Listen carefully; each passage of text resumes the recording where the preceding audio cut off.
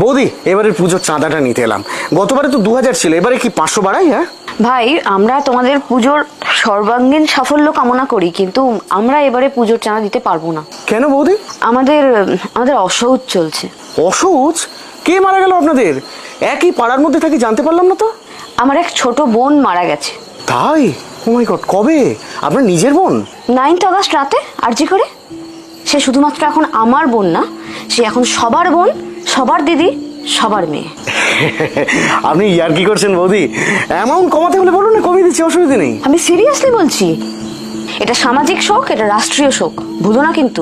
মানছি, কিন্তু এইটার জন্য দুর্গাপুজোর চাঁদা? আমাদের বাড়িতে কোনোদিন চাঁদা কমানোর দরকার পড়েছে বলেছি কোনোদিন? না তা না, তবে যতদিন না সুবিচার পাচ্ছি ততদিন এই অসহজ পর্ব চলবে। আর পুজোর আগে যদি আমরা সুবিচার পেয়ে যাই, তাহলে এই চাঁদার দ্বিগুণ টাকা আমি নিজে গিয়ে প্যান্ডেলে দিয়ে আসবো, কথা দিলাম।